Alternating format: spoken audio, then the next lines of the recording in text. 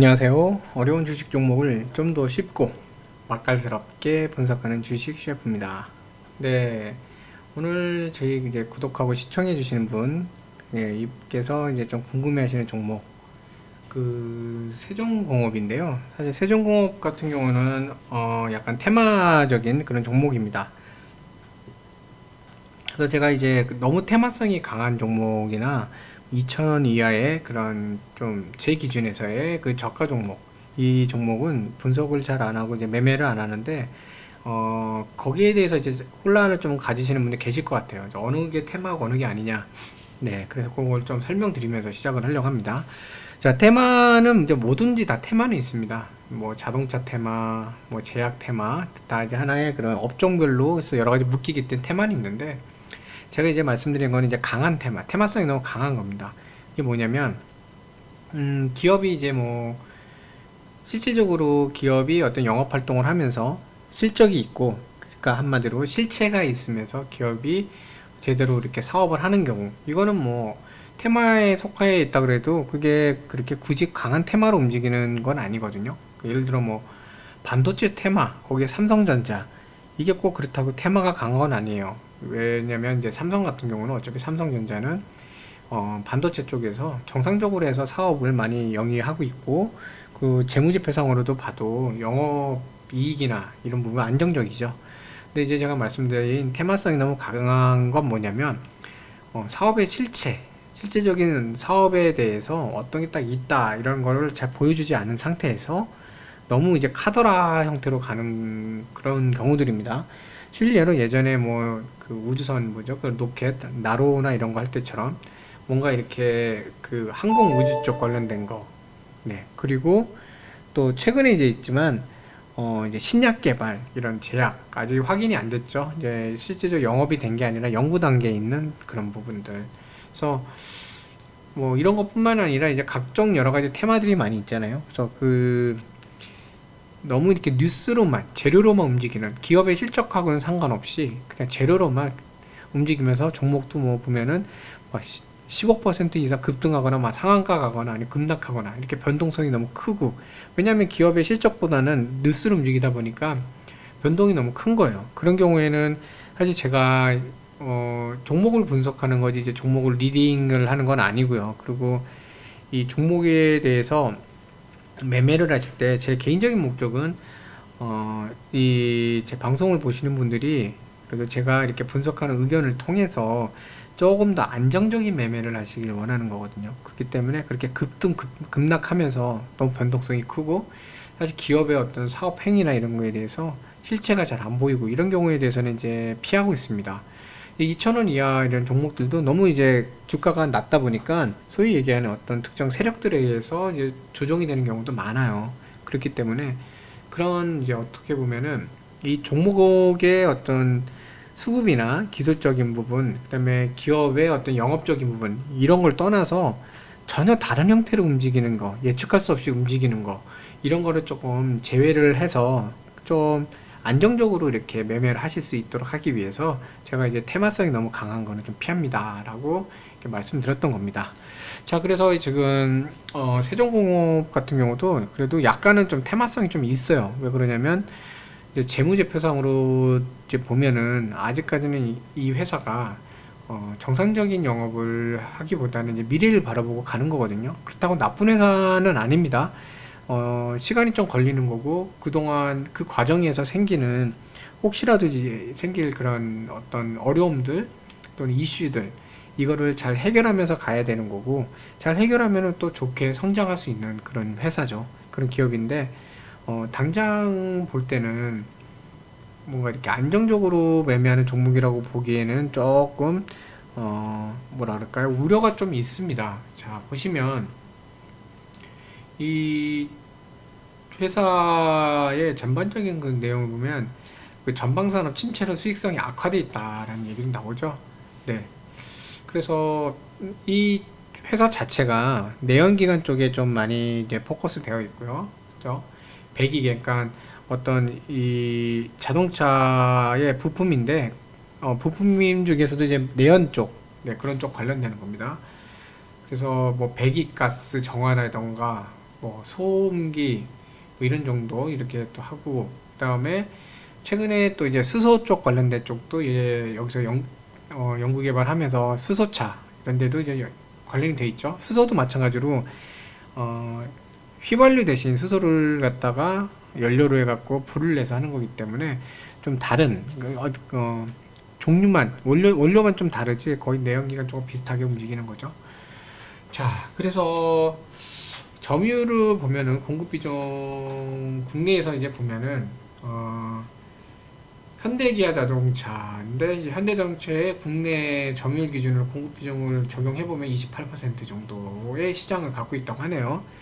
네, 그래서 어느 정도 영업은 지금 하고 있는 상태고 품질도 괜찮아요. 근데 최근에 보면은 글로벌 경기 침체가 아무래도 코로나 상황이다 보니까 다 경기 침체가 있는데 그 여파로 매출액이나 뭐 영업이익이나 이렇게 다 지금 감소했는데, 문제는 이런 상황이 됐다고 하지만 어쨌든 적자 전환이 좀 되게 되어 있는 상태입니다. 그러니까 영업이익이 감소할 수는 있어요. 당기순이익도 감소할 수는 있는데, 기업이 어느 정도 이제 자리 잡은 상태에서는 감소는 하지만 이제 플러스인 거죠. 그러니까 버는 돈이 줄어든 거지 벌기는 해야 되는데, 적자라는 건 뭐냐면 이제 부채가 되는 겁니다. 네. 그러니까 잃어버리는 거죠. 돈을 잃는 거기 때문에 이런 게 만약에 지속된다 그러면 회사의 어떤 경영이 악화되거나 재무상의 그런 안정성이 깨지거나 이런 우려가 생길 수 있어요. 그렇기 때문에 이런 부분을 좀 잘 봐야 돼요. 이게 재무적으로도 또 견실하게 가는 그런 회사를 하시는 게 좀 좋을 것 같고요. 그래서 뭐 판관비, 비영업 손실 이런 걸로 영업이익이 적자됐다라고 하고요. 근데 2023년까지는 뭐 강화해 갖고 뭐 새로 이렇게 또 일어서겠다. 그러니까 시간은 걸리면, 아까 말씀드렸지만 시간이 걸리고 그 과정에 있는 장애물들을 이겨내면은 잘 성장할 수 있는 회사입니다. 아주 나쁜 회사는 아니에요. 다만 현재까지는 이제 재무제표상으로 볼 때는 안정적으로 투자하기가 좀 쉽지는 않은 그런 회사로 좀 보입니다. 그래서 실제적으로 재무제표를 잘 보시면 2017년도부터 이 영업이익이 이때 적자에서 흑자 전환을 하고 19년 작년엔 아주 좋았죠. 작년까지 아주 좋았습니다. 좋은 상태였는데 올해 보시면 작년보다도 더 크게 적자 전환을 했어요. 네. 지금 아직 9월 달까지 집계된 건데요. 그쵸? 그래서 이게 지금 현재 상태에서 이제 올해가 끝나가는데 특별하게 갑자기 큰 수주가 있어 갖고 이거를 좀 회복한다던가 이런 것도 보이지 않고, 그리고 코로나로 인한 경제 침체는 조금 더 갈 거로 보이기 때문에 이 기업의 이런 재무상의 문제 이런 것도 좀 잘 주시를 해 보실 필요가 좀 있을 것 같습니다. 그래서 여기는 뭐 다른 수급이나 이런 문제보다는 이 재무적인 부분이 어떻게 개선되는지 이걸 좀 잘 짚어보시면서 가시면 좋을 것 같고요. 자, 그럼에도 불구하고 어쨌든 금융투자 쪽에서 투자를 하고 있다는 거는 장기적으로 볼 때는 좀 괜찮을 수도 있을 것 같다. 그리고 기술적으로도 이제 좀 보면은 한번 시세가 나올 수 있을 것 같다 라고 보는 것 같습니다. 자, 기술적 분석으로 이제 바로 이렇게 설명을 드리면,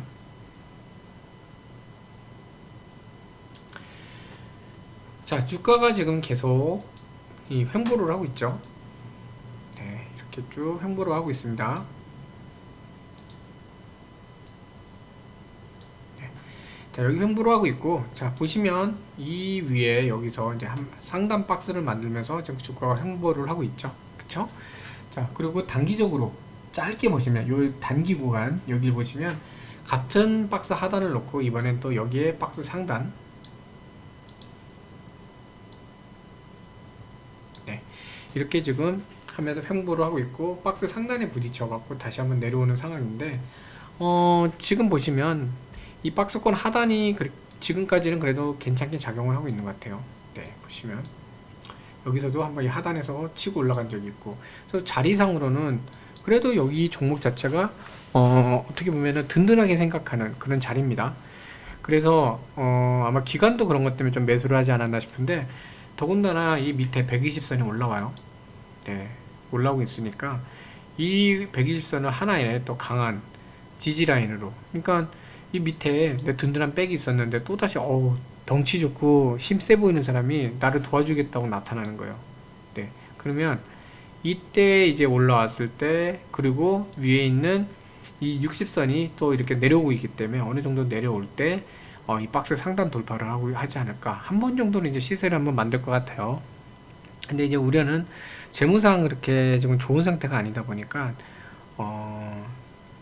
지금으로서는 이게 뭔가 테마로 움직일 수밖에 없고, 그다음 기술적으로 움직여야 되는데 크게 무리하기보다는 제가 볼 때는 이 박스권 요거를 이제 안정적으로 지지라인 삼는다면은 이제 박스권 상단까지 올해 그 정도까지 가는 게 좋을 것 같습니다. 그러면서 내년도 이제 계획 발표나 여러 가지 뭐라 그럴까요? 재무 개선에 대한 방안에 이런 게 나오면서 이 60선을 돌파해 가는 게 올바른 방향으로 보입니다. 지금 상태에서 섣불리 움직였다가 60선에서 만약에 부딪혀 내려오잖아요. 그러면서 상단 지지가 안 되면 또다시 하단을 오는데, 그때는 이 120선이 지지라인인지 아닌지를 확인하는 그 과정이 또 필요하게 됩니다. 만약에 큰 지지라인이 확인이 안 되면요, 주가는 더 실망 매물이 나올 수도 있어요. 그렇기 때문에 제가 볼 때는 올해는 이 박스 하단을 지지라인으로 삼고, 올해 목표는 차근히 가서 이 박스권 내에서 난 정상적으로 자리 잡았다는 모습을 보여주면서 8,500원 위로 올라서서 이 60선 아래 이거 한 8,755원 정도 있죠. 그러니까 한 8,650원 뭐 이 정도 선으로 올해 마무리가 되는 게 가장 좋은 모습일 것 같습니다. 기본적으로는 박스권 안에 있으면 그래도 안정적으로 가고 있는 모습이에요. 자, 그래서 이 종목 같은 경우는 사실 그렇게 안정적으로 이렇게 보기는 좀 쉽지는 않아요. 쉽지는 않은 종목인데 네. 그래서 좀 제가 볼 때는 이런 종목들은 좀 보수적으로, 너무 이렇게 비중을 많이 갖고 가시기보다는 아마 어떤 거 이제 뭐라 그럴까요? 생각하신 게 있거나 뭔가 들고 이렇게 판단하신 게 있어서 매매를 하셨겠지만, 제가 볼 때는 이제 이 종목 같은 경우는 비중을 많이 가지고 가시기보다는 어느 정도만 이렇게 조금 갖고 계시면서 아까 말씀드린 형태로 이렇게 좀 지켜보시면서 가시는 게 좋지 않을까 하는 생각이 좀 듭니다. 자, 그래서 오늘도 이제 혼란스러운 상황에 이렇게 매매하시느라고 고생 많으셨고요. 영국발 코로나가 큰 문제 없이 좀 잘 초기에 좀 해결이 되면 좋겠네요. 자, 코로나 확산되는 상황 속에서 무엇보다 이제 건강부터 잘 챙기시고요.